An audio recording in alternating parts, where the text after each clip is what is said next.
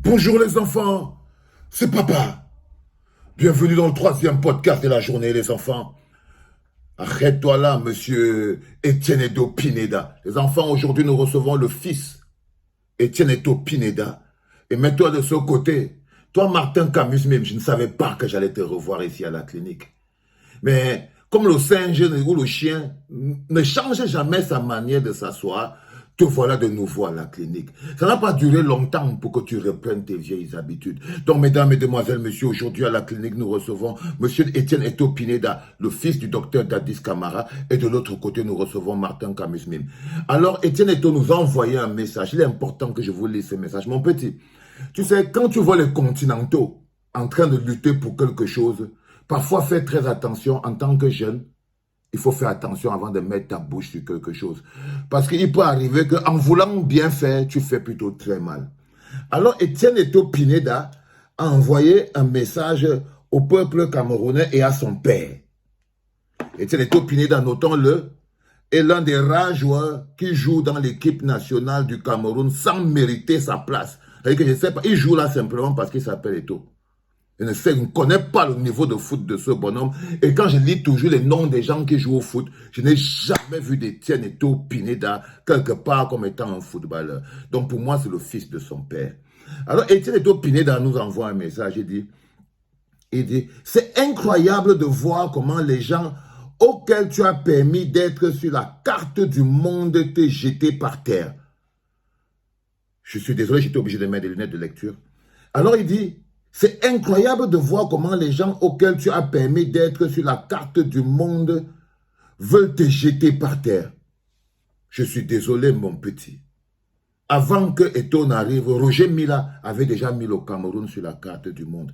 Avant que Roger Mila n'arrive, les Oumniobé avaient déjà lutté, mouru pour le Cameroun sur la carte du monde.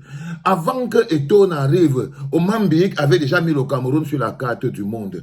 Avant que Eto n'arrive, Patrick Magic Mboma avait déjà mis le Cameroun sur la carte du monde. Avant que Eto n'arrive, Rigobert Songbanak avait déjà mis le Cameroun sur la carte du monde. Avant que Samuel Eto'o n'arrive, Thomas Nkono avait déjà mis le Cameroun sur la carte du monde.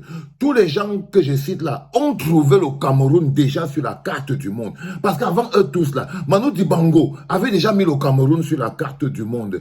Avant qu'on ne se mette à bavarder toutes les choses là, Tala André Marie avait déjà mis le Cameroun sur la carte du monde.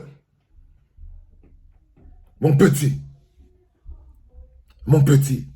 on dit chez nous, et je vais te l'apprendre, monsieur Etienne Eto Pineda, si ce que tu vas dire ne dépasse pas le silence, mon petit, tu fermes ta gueule.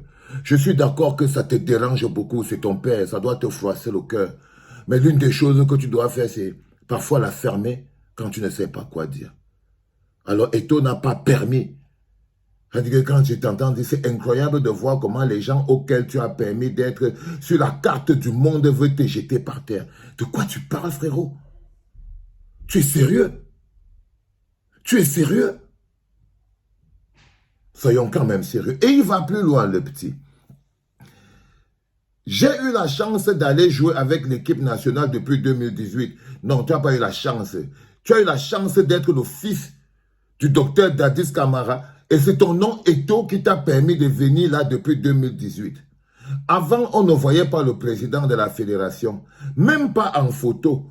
Il ne prenait même pas la peine d'aller nous voir une seule fois. Là, il est en train de décharger Seydou Mbombo Djoya. Il dit que l'ancien président... Aujourd'hui, toi, tu ne fais pas un seul jour dans le même pays. Tu ne vois presque jamais ta famille pour pouvoir assister à tous les rendez-vous où tu vas et doit représenter valablement le Cameroun. Avant, on partait dormir dans des endroits où nous n'avions pas d'eau pour les dents, avec les bouteilles d'eau, et où nous n'avions même pas de lumière, pas de pâte dentifrice. On se brossait les dents et on se partageait le chargeur pour charger les téléphones. Simplement pour qu'on puisse manger, c'était compliqué. Avant toi, aujourd'hui, tout ça a changé. Je vais m'arrêter à ce niveau, parce que ce n'est pas très important la suite. Et je vais m'arrêter sur toi, mon bon petit. Les affaires de grandes personnes, il faut faire très attention, fiston. Il faut faire très attention. Je peux comprendre. En tant que le fils, tu ne peux pas être insensible à tout ce qui se passe. Tu ne peux pas être insensible. Mais il faut faire très très attention. Le Cameroun est 1000 fois plus grand et plus important que ton père. Est-ce que tu as compris ce que je viens de te dire, fiston? Si tu veux venir jouer encore à l'équipe nationale du Cameroun, il faut que tu saches que cette déclaration que tu viens de faire risque de te fermer pour de bon l'équipe nationale du Cameroun. Cette déclaration, tu appelles les Camerounais ces gens. Fiston, tu appelles les Camerounais ces gens que tu as permis de mettre sur la carte du monde. Tu parles du continent, fiston. Tu parles du continent, fiston.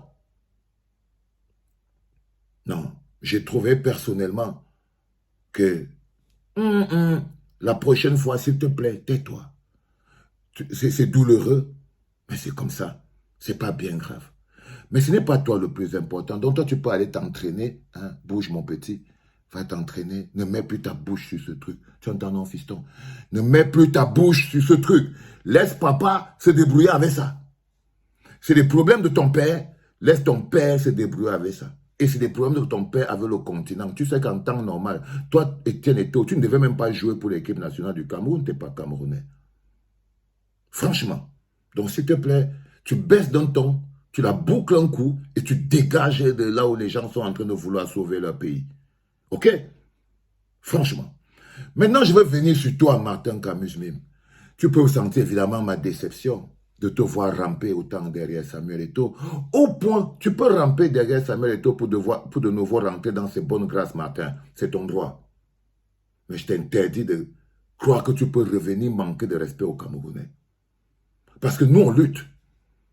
Nous, on n'est pas des complices. Nous, on ne fait pas de compromis. On choisit de s'appeler Hibou. Et ce qui nous dirige, c'est la sincérité et l'amour que nous avons pour notre pays. Nous, on aime le pays plus qu'Eto'o. La différence entre nous et vous, c'est que vous aimez Eto'o plus que le pays. Et nous, on aime le pays plus qu'Eto'o. Sauf que parmi vous, il y a très peu qui aiment Eto'o plus que nous. Donc, il faut parfois arrêter de se parler. Alors, je vais vous lire maintenant. Martin se rend donc compte que Etienne Edo Pineda a envoyé un message aux Camerounais. Il a besoin de rebondir dedans parce que comme il fait de toutes ses forces, il essaye d'attirer l'attention de Dadis Camara. Dadis Camara, je regrette, excuse-moi de m'être mis debout. Wow, vraiment, patati, patata. Parce que Dadis Camara lui avait dit que comme tu t'es mis debout sur la petite là, je ne veux plus rien avoir avec toi. Je ne veux plus rien avoir avec toi.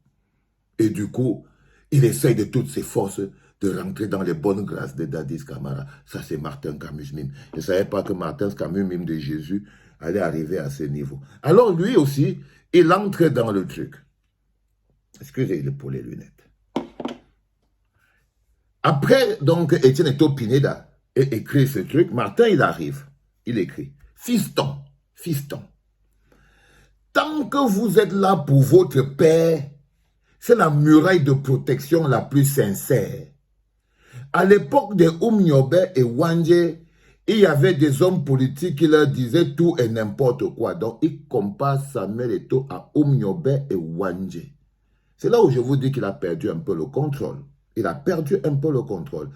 Il y avait des hommes politiques qui leur disaient n'importe quoi. Et je vous dis que quand il prend les petits mots, les hommes politiques, les choses comme ça, il faut faire très attention.